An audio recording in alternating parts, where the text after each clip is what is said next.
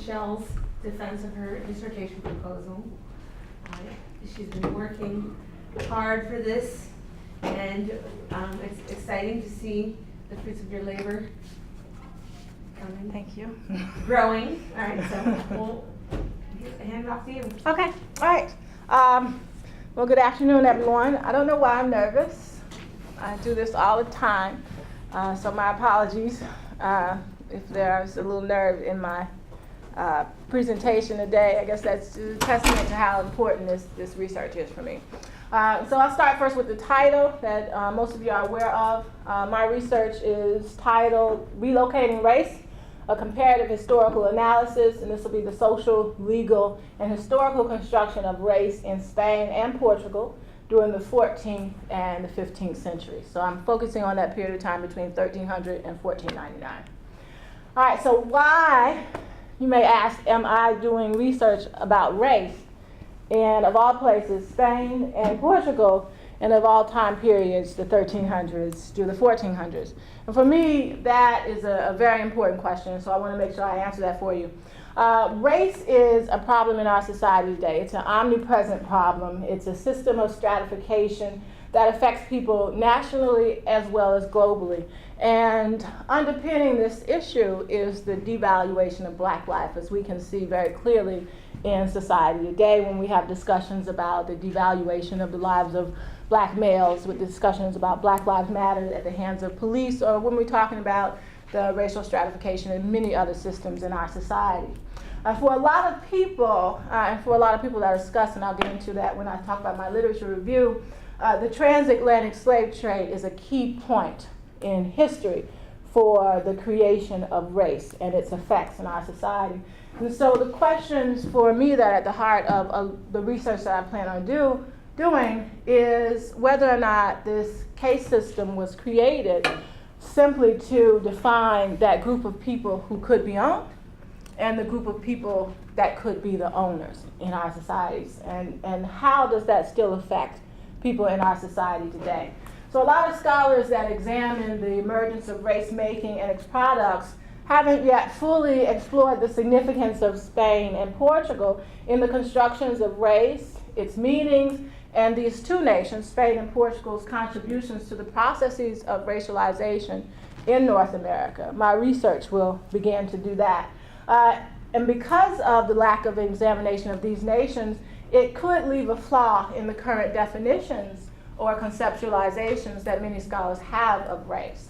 And so for me, my research is ultimately going to be the beginning of a lifelong scholarship. I consider myself at this moment pregnant with this baby. So this is my baby. I have been pregnant with this baby for quite some time, so I'm glad to have it official. So if I successfully defend this dissertation proposal, I'll consider that the doctor has confirmed it. I am truly pregnant, and now I can move on and begin this growth process. And so because I consider it a lifelong project, is because I'm not going to stop with Spain and Portugal, and I plan to expand to many other nations in understanding race. And I also plan to expand this discussion over centuries, if not millennia. And so I could take this back thousands of years. I expect to be doing this kind of research for the next 10 years, if not longer than that. And so I'm really excited about being able to do this research, or to begin the research that I expect to be able to do and to continue to do throughout my career. All right, so what I plan to do is what I'll talk about next. The purpose of my research project is to conduct a genealogy of race outside of North America. I literally want to trace the lineages and the history of race itself. The goal of my research project is to examine the processes of race making and racialization that occurred during the 14th and 15th centuries in both Spain and Portugal, and of course comparing those processes with the processes of race making in North America. So I'll be examining how and why race was created in the past, and in doing this examination, what I hope happens is that this research will help to make sense of our racial present. So this is not just about learning what happened in the past, but it's about helping to resolve issues that we have about race in our present time. All right, so the fundamental elements of my dissertation, of course, the title, which I'm quite fond of, Relocating Race. The abstract, which you should all have a handout of, the introduction, the literature review, my research questions, the methodology I'll be going through in this presentation. You have a copy of the budget. If I end up having time, I'll go over that. And I also handed out an extensive reading list. That is a working reading list, so I expect that to grow considerably as I do this research. All right, so the problem that I'm discussing in my research, or that's at the focus of my research, of course, is race. Race may be the single most confounding problem, but the confounding problem of race for many, or for at least myself and quite a few other scholars, is that few people seem to know what race really is and how race truly works within society. And so I expect to be able to get at that and expand that discussion with this research. An overwhelming amount of scholarship today focusing on the social, legal, or historical construction of race situates race in the origins or within, or its origination within North America, and oftentimes in the hands of British colonists. Okay?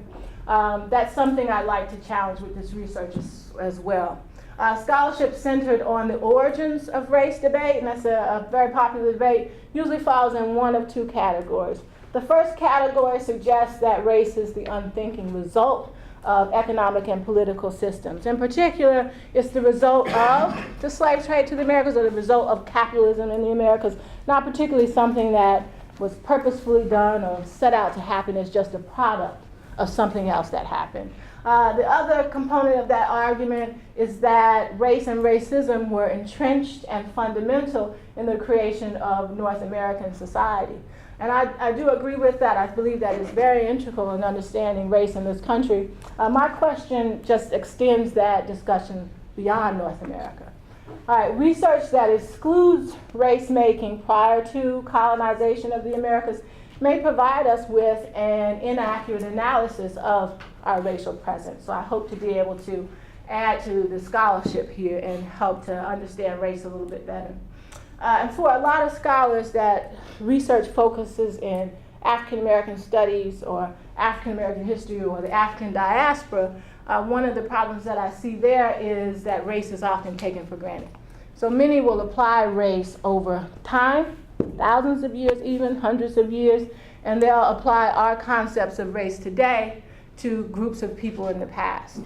And so what's important about understanding race for me, and I actually had the opportunity to discuss this with Dr. Rashida Minoko not too long ago, was that this process of race making could likely be a process of othering, and that it's very possible that people of Africa never define themselves by the color of their skin, that this is all a product of other people creating identities for them. There are hundreds of different cultural groups within the continent of Africa. They speak different languages, they have different beliefs, and to believe that all of these people would lump themselves as one particular group hundreds of years ago, thousands of years ago, prior to the slave trade, is something that's hard for me to swallow. And so my research over time will help get at those kinds of answers. So why is this problem important? It's extremely important to me, and I hope that I can convince you all that it's important enough and worthy of study. Because how are we truly going to be able to solve the problems of race in our society today if we do not fully understand what race is? So without extending that definition, we might not be able to solve a lot of the problems that we have. Understanding how and why race was created and how race operated in the time and space under this study, so in Spain and Portugal during the 14th and 15th centuries, is not simply a quest of historical knowledge or historical interest.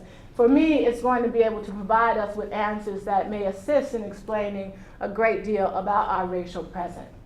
Our racial past can be looked at as something that constitutes the inner clockwork that we use to tell our racial and political time of day.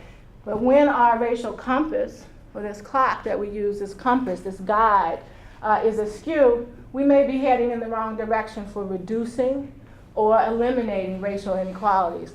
One of the ways an analogy that I wanted to bring up that I thought will help make this make more sense, and why I believe this is such an important study, is in what I do at the museum, I talk about African American history quite often, and one of the things that is probably said to me the most by all types of visitors is, look how far we come.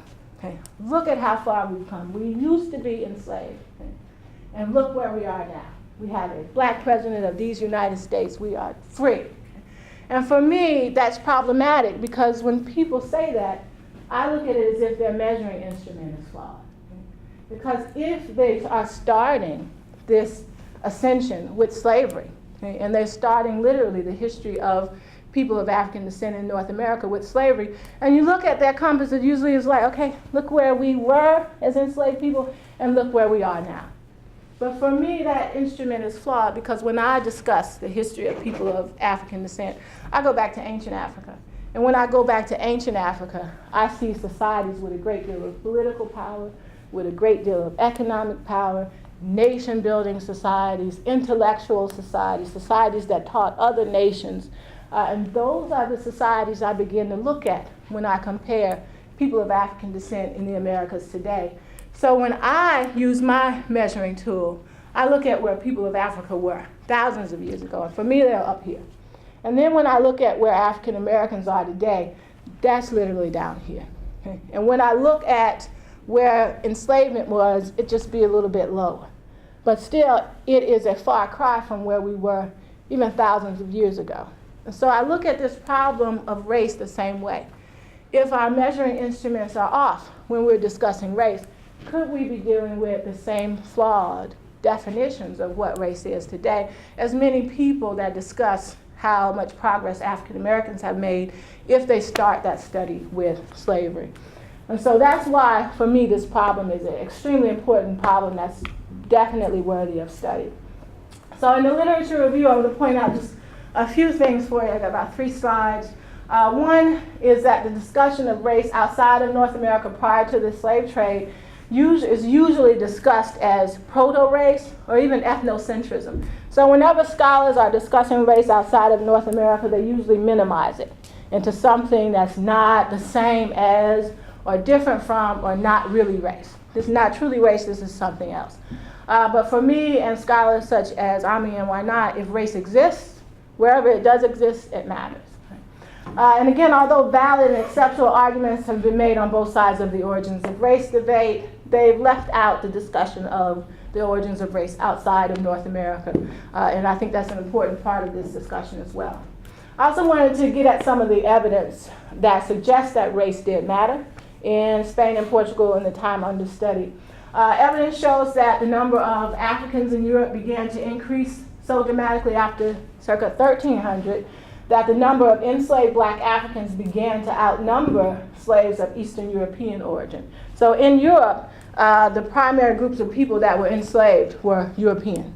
But there was some kind of transition that took place during this period under study where there was a change from an all-European slave population to an all-African slave population. That's one of the things I'll be getting at or looking at in my research. Between 1441 and 1521, nearly 160,000 captured Africans were enslaved by the Portuguese and the Spanish in Europe and the Atlantic Islands. And in 1444, a group of approximately 240 captured Africans were unloaded in Lisbon, Portugal. And by 1450, and this is all before the Spanish people realized that the Americas was here, but by 1450, the Portuguese began transporting an average of 1,000 to 2,000 enslaved Africans to Europe each year. So this transition is in process already. Evidence also shows that the terms black and slave became increasingly interchangeable by the 15th century. So again, we're still in the 1400s. We are still prior to 1492 when Columbus ran into the Americas. So why and how these transitions took place is at the heart of my dissertation research. Another thing that I wanted to talk about in the literature review comes from Christopher Columbus himself. Because as I was reading his logs, I realized that he was racializing people. And so as he found people, what I recognized that he began to do was make comparisons of the people that were indigenous Americans to both Europeans and Africans. So when he would describe them in relationship to how European they looked or how African they looked. And he did that in relationship to skin color, as well as hair texture and even stature. And so I pulled some of the quotes from his log here, and if you're not familiar with that, what Christopher Columbus did when he arrived in the Americas is he went island hopping. So he just hopped from island to island for a quite extended period of time. This was almost a year, if not longer, where he was going from one nation to another, running into lots of different groups of indigenous Americans. So one of the things he said when he found one group was that their hair is not kinky, but straight like horsehair. With another group, he said, they are not as dark as the people of the Canaries. This is the Canary Islands off the coast of Africa. They are whiter than the others. Indeed, they saw two young girls as white as any to be seen in Spain. And the men and women are of good stature. They are not black. They are handsome men and women. They are exceedingly white. So I can see this process here, and understanding how that process unfolded in Spain and Portugal will help make sense of this type of racialization, and then ultimately the processes that took place in North America. Another important component about this was a very significant debate in history between Bishop Bartholomew de las Casas and Friar Antonio de Montesinos. Now, Bishop de las Casas was an advocate for the humane treatment of indigenous peoples, and Montesino was an advocate for the land grab and the enslavement of indigenous people. And in this debate, which went on for years, de las Casas argued for the humane treatment of indigenous people, but he made no such argument for the enslaved people, the enslaved African people within Europe, and the enslaved African people that they held within spaces in the continent of Africa as well. And in fact, in 1517, Las Casas recommended that African slaves be imported to the Americas to replace indigenous slaves. And for me, what that tends to bring up is that it's very possible that the indigenous Americans have not yet been racialized. They will be, as we'll see over time, but this was a process that was beginning for indigenous Americans. And it appears that people of Africa were already racialized. They were already at the bottom of this hierarchy, and allowed for de las Casas to feel something different for indigenous Americans that he did not feel for people of Africa. All right. So my main research question is whether or not the social and legal construction of race that took place in Spain and Portugal during the 14th and 15th centuries was different from or similar to the social and legal construction of race in North America. Some questions I'll be asking is, did dichotomous, phenotypical, and ancestral racialization exist in Portugal and or Spain during the 14th and or 15th centuries? And if so, how was race defined and how was race enforced? Also, what led to the transition from non-Christian other to racialized other in Spain and Portugal? And last, was race a fully formed social and legal construction in Spain and Portugal prior to the discovery, that should be in quotes, of the Americas and the creation of British colonies? So I have a working definition for race. This is how I'll be conceptualizing it for my study. So race will be conceptualized as historically contingent social systems of meaning, signifying and symbolizing social conflicts and interests attached to different types of bodies and ancestry.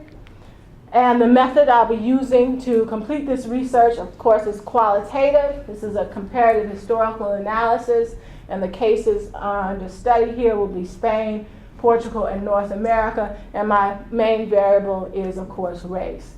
As with most comparative analysis, there'll be three distinct features. The first one is in the explanation and identification of the causal configurations that produce race, produce racialization, and produce racism ultimately. And the second encompasses the explicit analysis of the historical sequences that are involved in race making and the unfolding of the processes of racialization over time.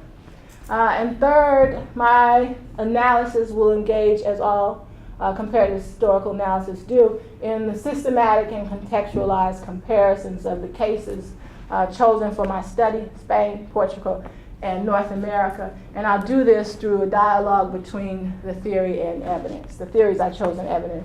So essentially, this is just a visual of what I just said, so I'm going to skip over. All right, I continued again. This will be a thorough investigation of race and race making, and I'll do this for all 3 cases. The investigation and analysis of the general patterns of race or nation shared by the cases will unfold using racial formation theory, critical race theory, and intersectionality. And in order to conduct the comparative historical analysis, I'll be using both secondary and primary sources in this study. All right, and so in order to make it very clear what the link is between the theories and my method, I created, because I'm a very visual learner, so I created something visual, so hopefully it'll make a little more sense of how these theories are going to frame my comparative historical analysis. So for racial formation theory and how it's going to frame the comparative historical analysis, I'm asking specific questions. The first, of course, is does race exist? Because if it exists, then it matters. The second question, or another question that I'll be asking, is does race signify or symbolize social conflict? Are racial categories created, inhabited, transformed, and destroyed? And this is the process of racial formation. Are there efforts to redistribute resources along racial lines? Does racial classification indicate social location? And does social injustice result from racialized distribution of resources? For critical race theory, I'll be asking different questions. One is the same, of course, as does race exist? But then I'll be asking, does whiteness symbolize power? Is non-whiteness the inferior opposite to whiteness? Is whiteness a tool for the maintenance and reproduction of racial oppression? Is race legally constructed? And is race and racism the macrosocial condition of the microsocial process of race? And essentially what I'm talking about is do the public and private processes of race work together to maintain racial hierarchy? Right. And for intersectionality, and again, I have 3 different theories because I think each theory does something very important, and each theory is missing something. And so together, I think it'll apply a more multidimensional study in how race exists in society. So last, I want to make sure that what I don't leave out in this study is understanding how oppressions can interlock and how we can experience, or people in the past can experience oppression differently when we're looking at both race and gender at one and the same time. And so a question I'm asking under the intersectional theory is, does racialized gender exist? And so that'll give me another angle to examine race and its processes in these nations. So you all have a copy of my budget. I created this for passing out as grants. So I'm grant ready, in case you all know the place to send these to.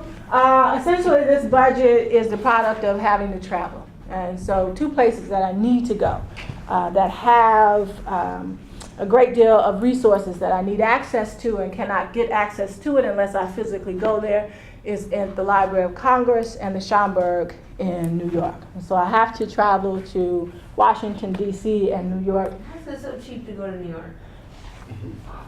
Well, this is one way. Okay, I think you might be thinking, Oh.